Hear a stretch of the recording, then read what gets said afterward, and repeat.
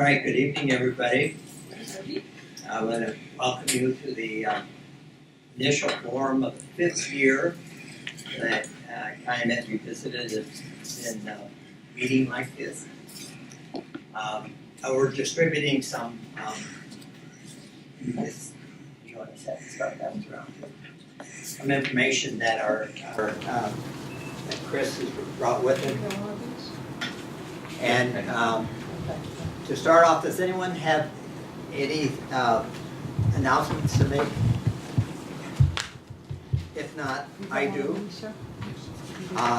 The first is the Greeting of the Arts program is coming up on October 19th. And this year, instead of having a lecture on the nexus of art and nature, we're going to have a series of 5 concerts. And Pat,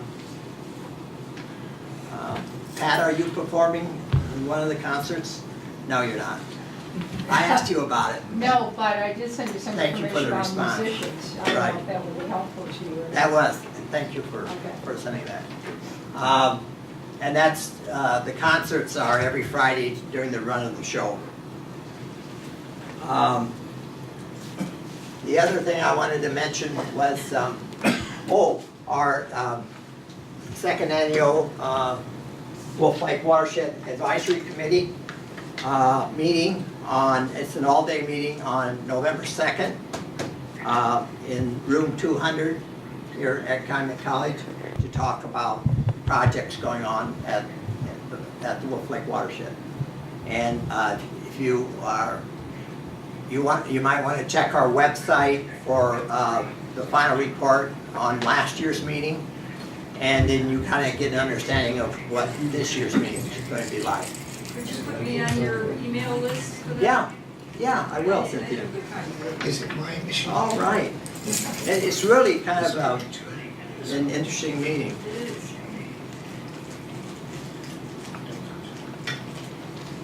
Okay.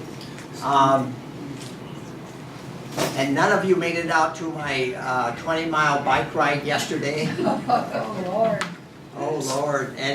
But it was in the morning, so, and then our nature walk was rained out in the afternoon, so we only did half a day's work yesterday.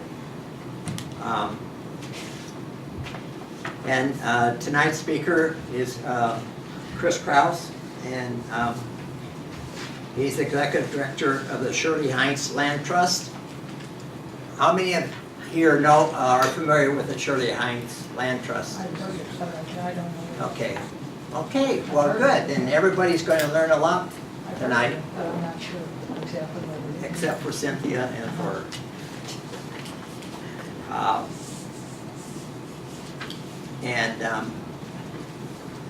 the Shirley Heinze Land Trust is a not-for-profit organization that preserves environmentally significant natural land in northwestern Indiana. And that actually includes some land in Lake County that hasn't been affected by industry. And that's along the Little Cal and the Grand Cal, right? The rest of Lake County, including Wolf Lake Watershed, can never be described as pristine. So, but he does work in Porter, LaPorte, and St. Joseph's County. And actually that's where he did his undergraduate work at the College of St. Joseph, our sister college. And Walter knows about that because he's writing the history of Calumet College. And he was teaching. Did you teach when it was part of the St. Joseph's? Yes. College? Yeah, it was still 1973 is when the schools have officially separated. Okay. Yeah. Okay. And so you were there. Yes, I did. And he did his graduate work at Indiana University Northwest MBA program. And then you started at Shirley Heinze in 2005. And So, that's not as long as I've been associated with the Association for the Wildlife Initiative, so, but I am much older than you are too. Over the past 36 years, more than 2,200 acres of precious natural land has been protected, and Shirley Heinz Land Trust is a strong proponent of strategic planning and partnerships which maximize the effect of its work. And we're going to find out about its work right now. So, Kris Krouse. Thanks, Mom. And I have this here for you. So that's the, Nice. Yeah, so maybe I can come over here with the lights off. yeah, I'm going to turn them on. That was what I was supposed to do. Turn the lights on. Hello, everyone. Thank you for having me. As Mike said, I'm Kris Krouse. I'm the Executive Director of Shirley Heinze Land Trust. I'm going to try and do my best to cover a little bit about the history, kind of our early beginnings, what we're up to today, kind of in the present, and give you a little sense of our future aspirations and what we aspire to be doing down the road. So, with that, before I get too far into this presentation, and I think just looking at the Wolf Lake Initiative, and it being a land trust essentially, just like Shirley Heinz, I won't spend a lot of time on this, but just by definition, a land trust is an organization that protects land. You can do so by owning it, as Shirley Heinz owns most of the property that we manage. You can also use conservation easements as a tool. If you're not familiar with conservation easements, that's where an organization like Shirley Heinz or another land trust permanently protects the land by putting a conservation easement on property that's owned by someone else. That may be agricultural lands, it may be natural, it could be just open space. It's not something that we generally do as a nonprofit organization. We like to own it, so then we can do the restoration, environmental education, and public access work that we do. Zooming out, in the United States, there's over 1,300 land trusts. They've protected a whole lot of acreage, 56 million plus acres in the United States. In Indiana, we have approximately 22 active land trusts. It fluctuates a little bit because there's a lot of volunteer land trusts. And over 140,000 acres have been protected in the state of Indiana by land trusts. The Nature Conservancy being the largest land trust, and then there's several local land trusts like Shirley Heinz that are more regional and cover a part of the state. So who is Shirley Heinz? You have a sense of the last part of the name being land trust, but Shirley Heinz, there's quite a story there. She was a woman who lived in Ogden Dunes, a psychologist, a professor, and really passionate about our environment and unique ecology here in Northwest Indiana.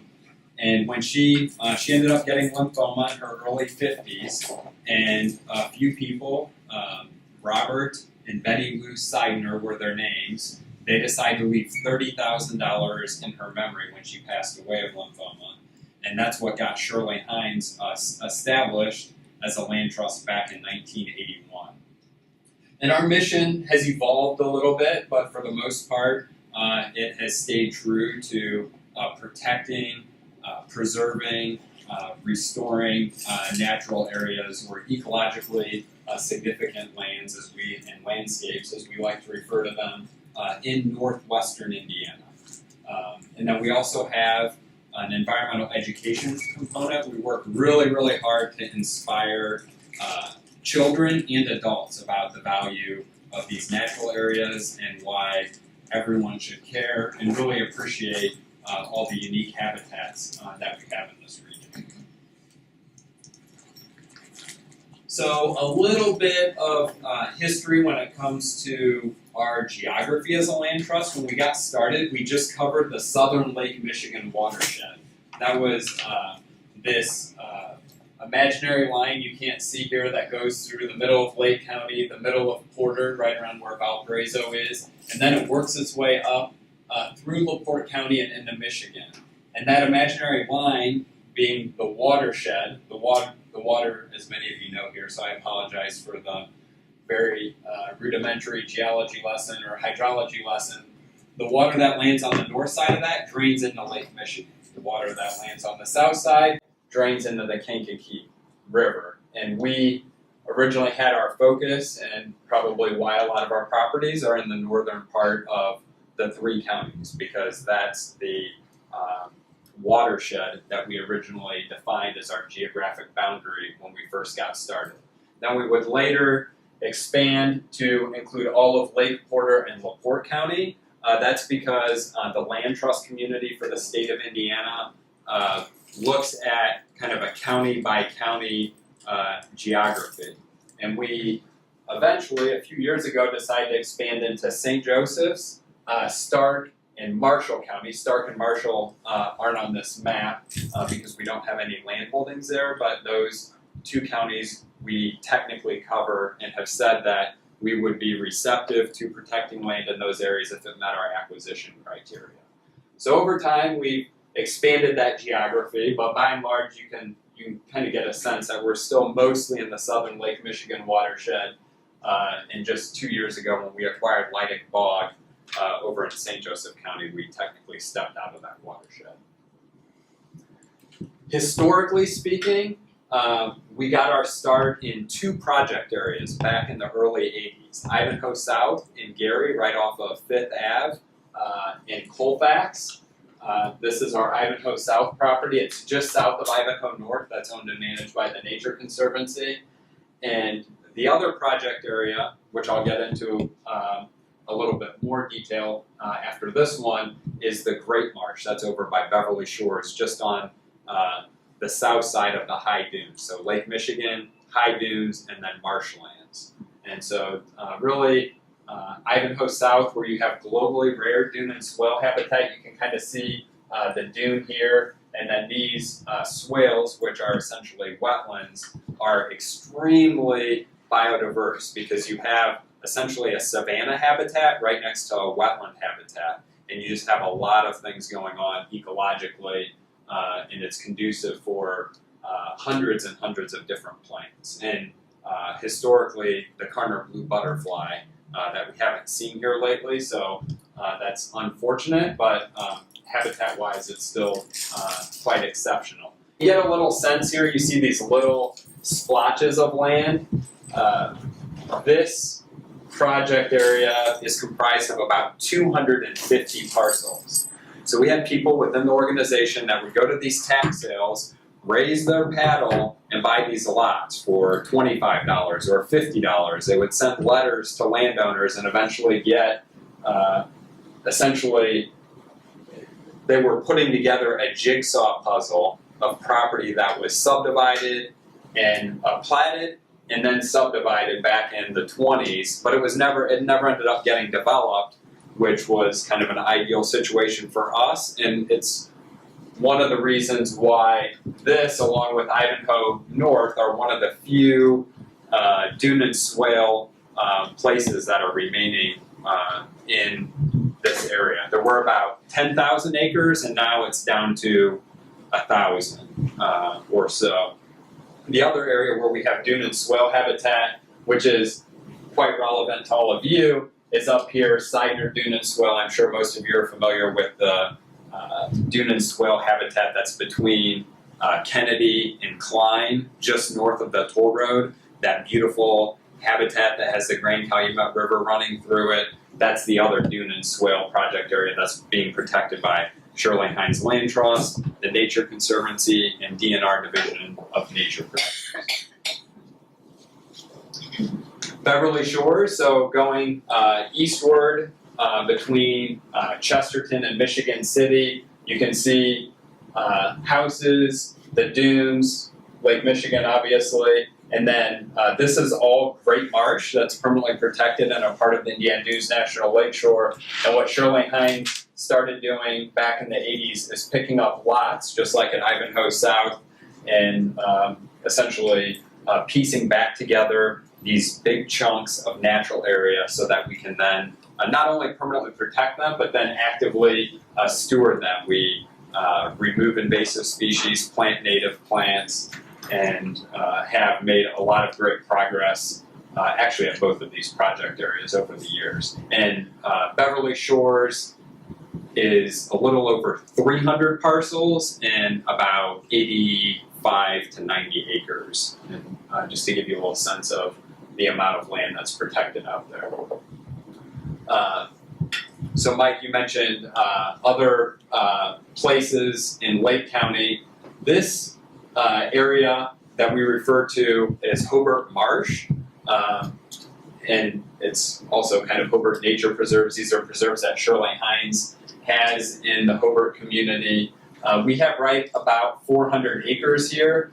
Just a little to the south, there's Hobart Prairie Grove, so the Indiana Dunes National Lakeshore has a disjunct part of the lakeshore here. And then all of these ag pieces over here are being reforested right now by DNR, Division of Nature Preserves. And so that's pretty exciting. There's right around 1,000 acres in Hobart that's been permanently protected by conservation groups. The parcels highlighted here in yellow are all owned and managed by Shirley Heinze. I'll just note Gordon and Faith Griner in the mid-90s left the organization a sizable bequest of about $860,000, and that's what allowed us really to go from a volunteer organization to hiring an executive director. And we started leveraging a lot of those dollars to get these large-scale federal grants known as NAWCA, North American Wetland Conservation Act. It's a funding program through U.S. Fish and Wildlife Service, and we administered several of those grants that protected a lot of land and also enabled us to steward those natural areas by doing restoration. We have Crestmore Prairie, largest remaining black soil prairie of its type in the state of Indiana. That's a state-dedicated nature preserve. We actually have 5 state-dedicated nature preserves. This is one of those 5. And then we have other places like Bur Oak Woods, which is these huge old growth 200 to 300-year-old old bur oak trees. And I urge all of you, you can go to our website, and all of these have great public access, trails, a parking lot, and you can go check them out at any time. Here's a nice picture of Crestmore Prairie. And Antler Flatwoods, that's another project area, same as Hobart, where we really started focusing our attention in the late 90s and early 2000s in terms of protecting just really unique and rare habitat.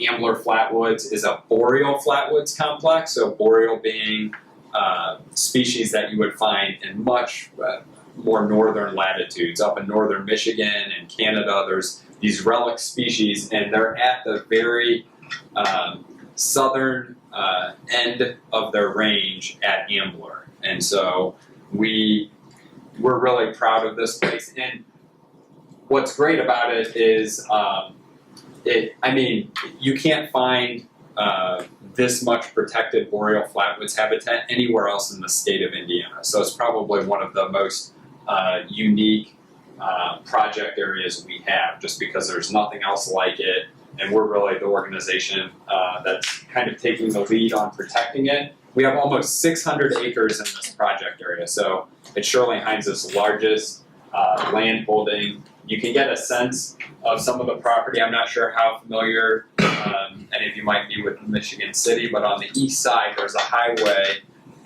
212 that connects 12 and 20. And we have a pretty significant amount of land we've protected in that area. And this brochure here is something that we do as an organization now. It's hard to see, but the different colors are associated with how we prioritize the property in terms of high quality, medium, or low quality. And then that predicates our land acquisition priorities in terms of funding and whether or not we might or might not protect it. So that's a brochure we did back in, it's amazing, it was as long ago, 2008. And so a lot of the red, this green right here was 200 acres, and much of this red has been permanently protected and that's how we're up to the 600 acres now that we have at the site. Meadowbrook, this is our headquarters. It was a retired Girl Scout camp. It's on top of that moraine I mentioned. It was a 74-acre Girl Scout camp with a house and some facilities along 700 North between 149 and Meridian Road, right between Valparaiso and Chesterton. And if you were to draw a line right here, this was the old Girl Scout camp, lots of trails, a couple lodges out back, some tent platforms, and we took a big leap as an organization in 2013. The Girl Scouts were listing it. They had identified properties through their strategic planning process where they were retaining, resting, or retiring. And it just so happened that Meadowbrook was put on the retire list, which essentially meant sell. It's very close to Butternut Springs, which is their flagship Girl Scout camp for the Chicago region. So it made a lot of sense for them to divest interest in it. And we were fortunate enough, thanks to the Gaylord and Dorothy Donnelly Foundation, several other partners like NIPSCO and the Porter County Community Foundation, that allowed us to essentially get bicentennial nature trust funds. When Governor Daniels left office, one of his going away presents to celebrate the state's bicentennial was a $20 million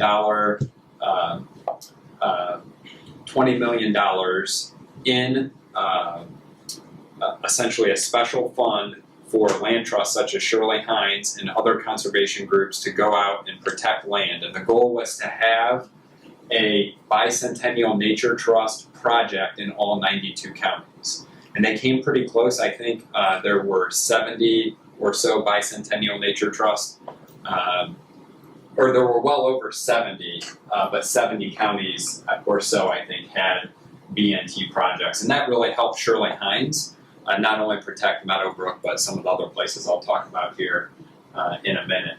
And what this map really doesn't show you, it's a nice kind of artistic rendition of the trails we have out there. But what we did after acquiring that Girl Scout camp in 2013 is we were able to pick up another 80 acres immediately adjacent to the Girl Scout camp, and that was in 2014. And we, in all honesty, thought maybe we'll be able to protect that other 80 acres in 4 or 5 years. But it just so happened we got an option to purchase it, a 3-year option on the property, and within 6 months the funding became available. And we picked up the 80 acres, and then we leveraged the land acquisition money that we had secured to get a grant to plant it was a $163,000 grant to plant 20,000 plus trees out there. So this was all ag, these open areas, and now if you go out there, there's these trees that are coming up, and it's pretty exciting. And then we didn't do anything too crazy in 2016, but then in 2017, after about a year of negotiations with a landowner to the north, we were able to pick up another 70 acres. So now Meadowbrook's 224 acres in size. We've planted 30,000 plus trees out there now in total. We share office space. We help out, or we share space essentially with the Northwest Indiana Paddling Association. So they use one of our pole barns, and then the Wildlife Habitat Council that works with a lot of, they do a lot of restoration on corporate lands. They're a tenant in Meadowbrook as well. And this gives you a little sense of the original 74-acre tract and the 80-acre tract, and then you can see the tree planting in action there. Take a little break here.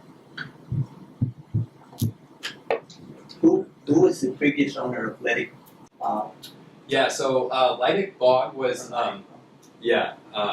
this property is one of our more recent acquisitions. It's over in St. Joseph County. It was one of the last bicentennial nature trust projects. They really didn't have a big bicentennial nature trust project for South Bend, and it being a pretty sizable municipality.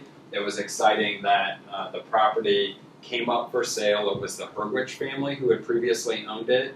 and they had listed it in just another, almost quite similar to Meadowbrook, because at the time when we acquired Meadowbrook, we were looking for new offices and a new headquarters. We had kind of grown out of the space we were currently in. And such as Leidig, we had said we're willing to expand over to St. Joe, Stark, and Marshall County.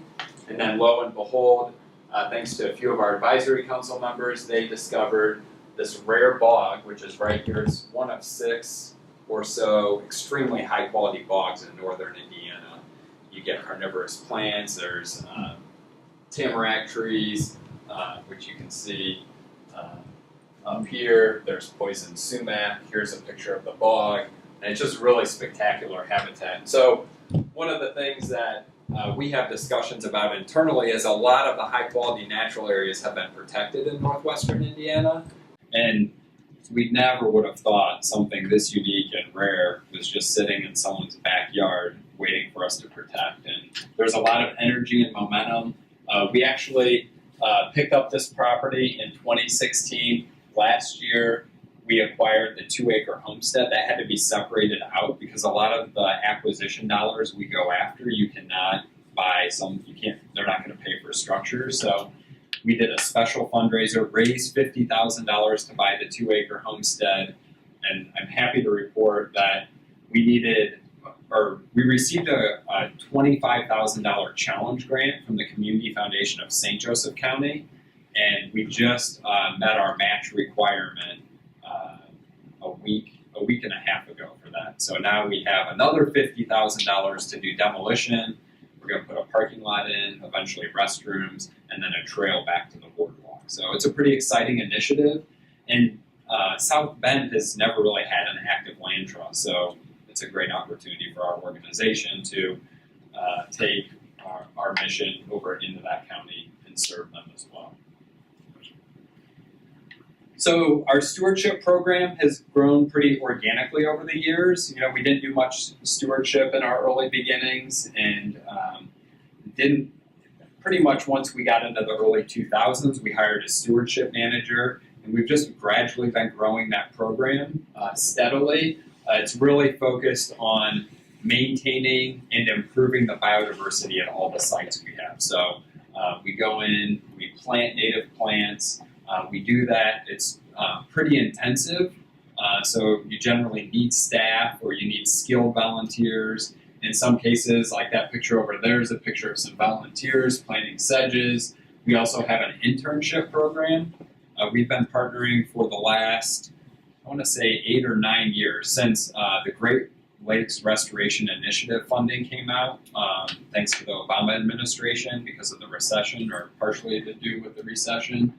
There was an opportunity for essentially college institutions to establish this GLISTEN program, Great Lakes Innovative Stewardship Through Education Network. It's kind of a long-winded acronym, but it has allowed Shirley Heinze in Northwest Indiana to have dozens of interns work for us, learn about land management, do a research project in conjunction with those land management activities. And we're happy to report that of all of the GLISTEN programs that were established throughout the Great Lakes region, the one in Northwest Indiana is the only one that's still going. So the funding dried up, the program essentially disappeared in a lot of other places, but thanks to organizations such as Shirley Heinz, Save the Dunes, Coffee Creek Conservancy, Indiana Dunes National Lakeshore, DNR, a whole slew of conservation groups in this area, we've been able to keep it going with local universities, IUN, Purdue, Valparaiso, Ivy Tech, and it has been just tremendous for us because then in the summers we have lots of interns that are very passionate about learning the ecology of this region and land management. Some of them have gone on to, one in particular has a full-time job with Shirley Heinz now. Some of them have gone on to the Indiana Dunes National Lakeshore to work, and so we feel like it's almost like a jobs program in some ways, and it really promotes and educates students who have an interest in land management. Other things we do with our stewardship program, and probably what we do most of, is removing invasive plants, plants that don't belong here. Things like bush honeysuckle, multiflora rose, garlic mustard has been an issue more recently. Oriental bittersweet. A lot of people love purple loosestrife. It's this pretty purple flower you see in a lot of roadside ditches. It's not good for the ecology. It's just like Phragmites, it creates a monoculture, and it essentially, these invasives, if we don't remove them, they weed out those native plants and really essentially can destroy the habitats that we would expect to have here. And then we have to do things like this in savannas and prairies where we put fire on the ground. That's something that occurred here naturally before all of us arrived, and so that requires, if you don't have fire, you get a thick canopy, and so in savannas you want maybe a 30 to 50% canopy cover, and over time, without fire, or if you don't come in and fell trees occasionally, that tree canopy will become, fully, it will be 100% canopy cover, and it essentially weeds out those plants that need sun. So it's imperative that we cut down trees and we put fire on the ground in these landscapes. Environmental education, something we really launched in 2007 with the Field Museum and the Dunes Learning Center is Mighty Acorns, and that has allowed us to get thousands of 3rd, 4th, and 5th grade students out onto our nature preserves and other natural areas. The kids go out on 3 field trips during the school year, and they learn all about invasive plants, the habitats, the web of life, and it's really been a great program. Not only is it educational, but it gets students that might not otherwise get outside for field trips outdoors. So we're really proud of this program and all the kids that have been served over the years.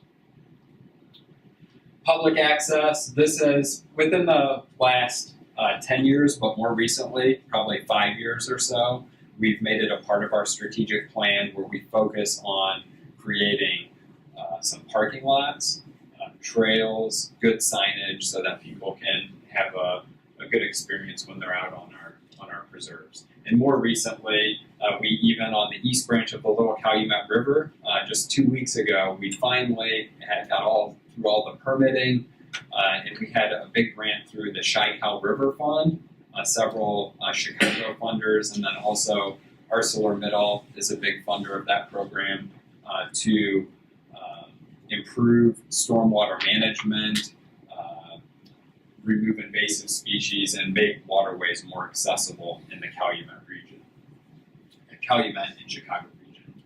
And so public access, if you go to our website, there's a nature preserves tab, and if you click on it, you can literally by county get a sense of what preserves are open to the public and pull up a trail map, print it up, and then go out and check out our properties.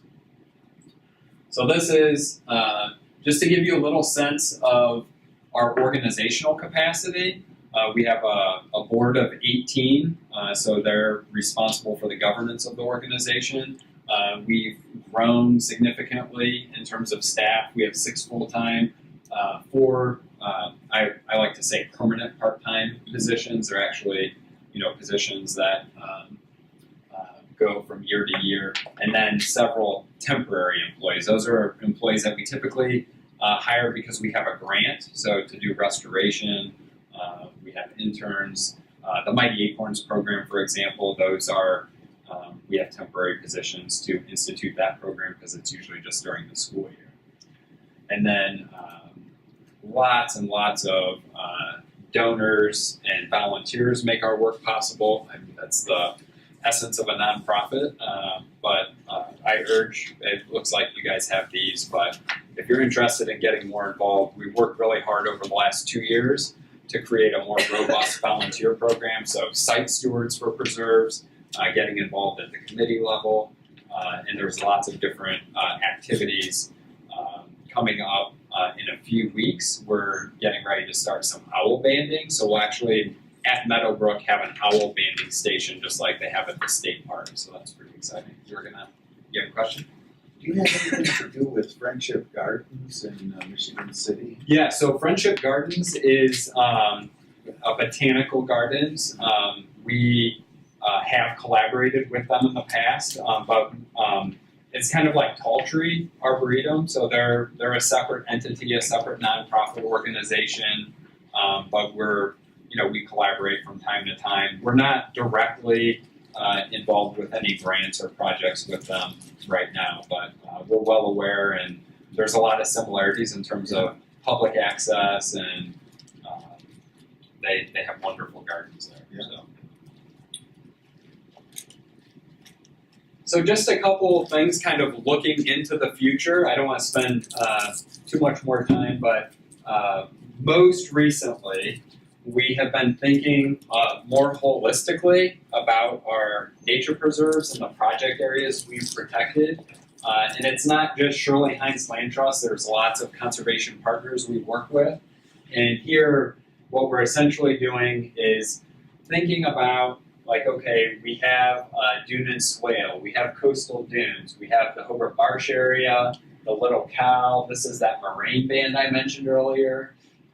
There's Antler, but there's also other kind of flatwoods and forests that are more over here in the LaPorte area. And then here you get into kind of this Kettle Lakes region. So as we look at those conservation areas, what resources and partners do we need so that we can maximize our effectiveness in terms of protecting the lands we've protected? How can they best be managed, maybe more holistically and with multiple partners? And then connectivity. How do we connect these fragmented places, and what are some of the properties in between here and this corridor that could be linked up essentially, so that the moraine, actually Meadowbrook's a good example.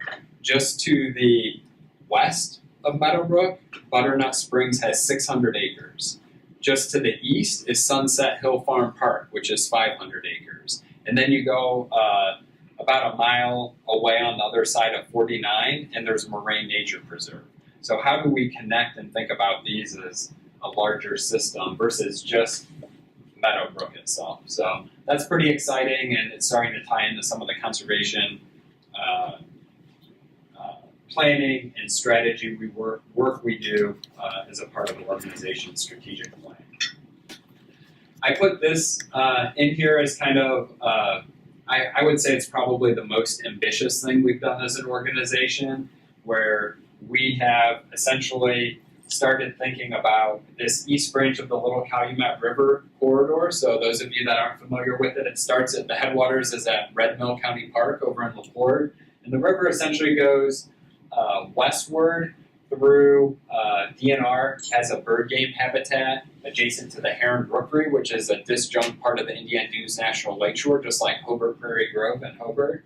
And a lot of acreage, 1,500 acres out here. And then you have this river corridor that has been ditched, and then it kind of meanders through the town of Chesterton, through the town of Porter, and then into the Indiana Dunes National Lakeshore. That's all this green up here.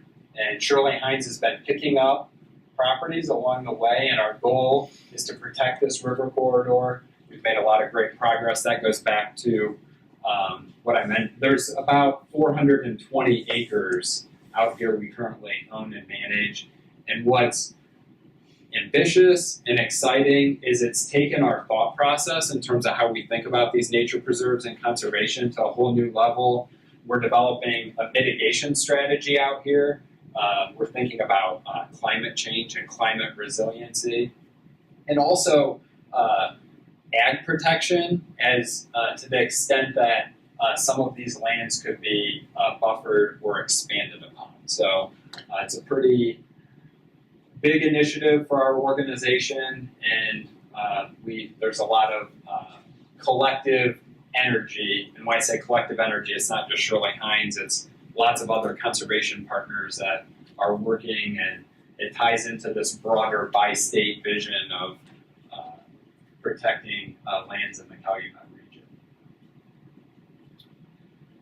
And then some of the work we've done over in Northwest Indiana has extended over to St. Joseph County. We're actually working with their, it's MACOG, the Michiana Area Council of Governments. It would be the equivalent of the Northwest Indiana Regional Planning Commission here in Northwest Indiana, doing some conservation planning. This is actually a picture of Leidig Bog, and then you might not be able to see it there, but this is Leidig.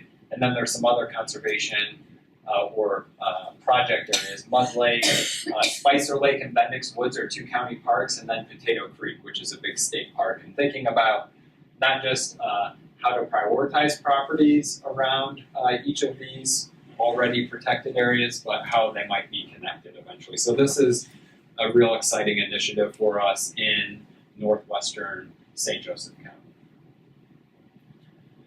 We have been doing this for a while, but I think what's important and worth mentioning is that we feel like it's our duty and responsibility to promote native plants, not just in our nature preserves, but in your backyards, in public spaces. To the extent that we can have more native plants and less grass, I think that is what is going to make the natural areas we've protected in this region and all the unique habitats we have more resilient as you think of climate change and invasive species coming into these areas. And we do have a program where we recognize and award people who plant native plants either at their house or at their office. And so I urge any of you to apply for an award if you already have native plants in your backyard or front yard, and maybe even if you don't. I was guilty of this before I started at Shirley Heinz, bought a house, all grass, and just start chipping away at it and planting native plants, because it's really important for the habitat. We think of, the monarch butterfly and some of the issues and our bee populations. We could all be playing our part to improve the ecology and just right in our own yards. So I mentioned the volunteer leader program, the brochure. I urge all of you to sign up if you're interested in getting more involved in the organization. And this is just a kind of quick laundry list of, not really longest laundry list, but it's the key focus areas for our strategic plan. A lot of these things are well on their way. I didn't mention early on, but Land Trust Alliance, so the consortium group for land trust in the United States.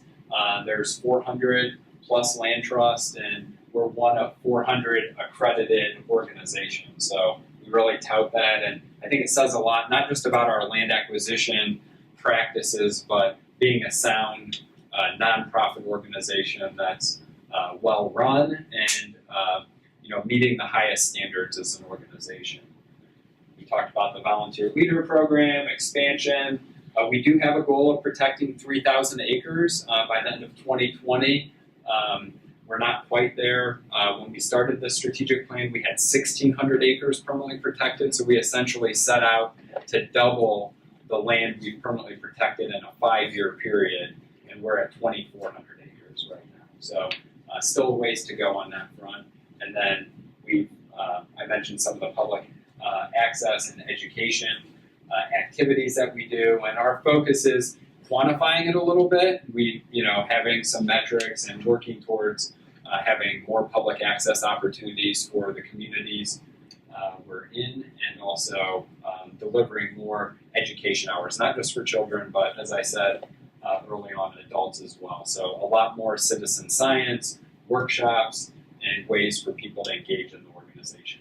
And then this is a big one for all nonprofits, developing long-term financial strength. And we were very fortunate. We received our largest bequest, one that was bigger than that Gordon and Faith Greiner one I mentioned that we received back in the 90s. We received that right at the end of this year. And so it's allowing us to help leverage a challenge gift that was offered to the organization, a $250,000 challenge gift. And we have $125,000 more to raise, and then we'll have a $1 million permanent operating fund for the organization. So that's one of the things that we have underway to hit this key focus area of being more just resilient and solidifying all the good work we've done over the years. I've hit on some of these things. I mean, this is probably self-explanatory to this group, but you know, all of these things, planting trees, creating more biodiversity, it's just a basic thing that all of us as humans should be doing, and it has implications in terms of our food supply, our health, and arguably when you think of like economic development and jobs, there's so much that you can draw upon in terms of wide open space and recreational opportunities, and having a healthy place to work and live is a boost to the economy. And sometimes it's hard for us that do what I do to quantify those things. So you'll just have to trust me. You guys should just all really appreciate what we do. And there is a lot of economics behind protecting natural areas and ecosystem services, but we don't really delve into that here. So, and then this just lastly, to get more involved, like us on Facebook.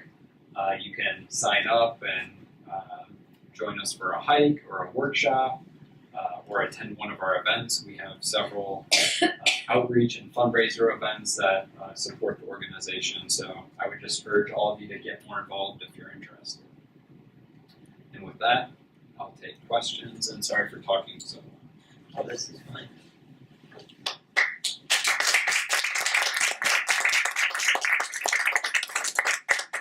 Oh, okay, open for questions?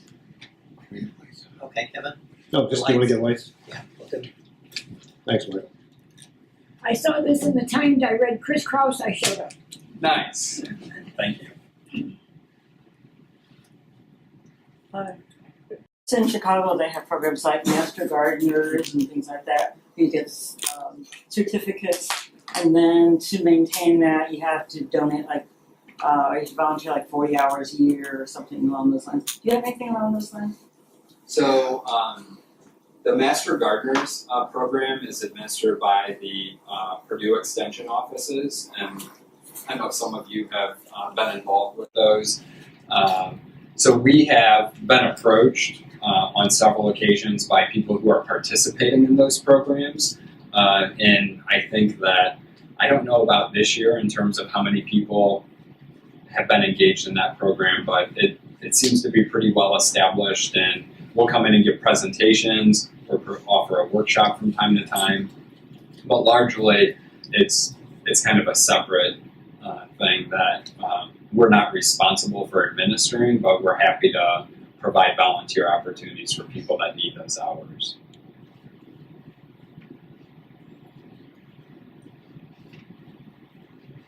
Is there a list, you were talking about those trusts, those county trusts. What was the name of that again? The, when you say county trust. When you were talking about the $20 million grant. Oh yeah, so, yeah, and I didn't want to bore you with too much detail. So the Bicentennial Nature Trust, it was a program that was essentially, do any of you have the environmental license plate? So the blue license plate? So that's the Indiana Heritage Trust program. And so what the state did is they put $20 million into that program essentially. So a lot of the guidelines to get a grant was, they were similar to the license plate dollars that are generated for conservation. And then the county, it really depended on the organizations like Shirley Heinze, or in some cases the state or a county park would apply for those grants to get the dollars. But the program's administered down in Indianapolis. And the counties that are involved? well, There's a list any county that has an entity like a land trust or a municipality. It could be county parks, or it could be, I'm trying to think if there were any municipalities in northwest Indiana. I know Lake County Parks, they submitted a grant application and protected some property in Lake County, I think by Oak Ridge Prairie, but it's really, the program's administered downstate, and so it takes organizations like ours to fill out the grant application and apply for those dollars. And then the dollars come to us, so. Does that kind of answer your question? Yeah, and Okay. Yeah. The other cool thing about it is it was a great public-private partnership, so the state put in $20 million, and then Eli Lilly kicked in another $10 million. So there was actually $30 million in total, and the goal was to have all those dollars expended by the end of 2016. And they essentially have been allocated for projects. There's a few dollars left, and I didn't mention it because I knew I was running out of time, but that east branch of the Little Calumet River was one of 7 conservation areas that got a special allotment of those funds. So we actually got $1 million specifically for that East Branch corridor, and there were other corridors like the Wabash River, the Blue River, and a few others that received bigger chunks of money. So. Nothing else? No question. All right, thank you, everyone. Okay, Thanks. thanks, Chris. I think, I have to check the schedule, but next month's speaker is Walter Skiba, and it's not the first Tuesday of the month, but the second Tuesday. So that's October 9th. And then the following month would be Nat Miller from Audubon, Great Lakes. And then on December 4th, actually, it's going to be, I think we're going to schedule that in room 200 because I expect a little bit larger crowd than we normally get.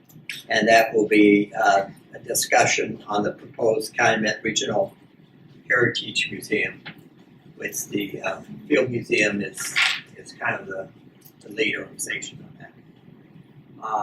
And we've been having online discussions regarding the museum. And there's an upcoming meeting on that in a couple of weeks. I think I have to check my schedule. And then we'll start out 2019 fresh. So, Walter. I can just mention, next month, I'm gonna focus on the Rittenmeyer era, as I call it here at Calumet College. The years that Dennis Rittenmeyer was president and Tom Katsanias was head of the board of directors. 24 years total, from 1987 to 2011, when Rittenmeyer retired. And there's plenty of drama, believe me. So I'm going to focus on some of the highlights and in particular some of the drama that took place. All right, drama. So thanks everybody for coming, and we'll see you next month.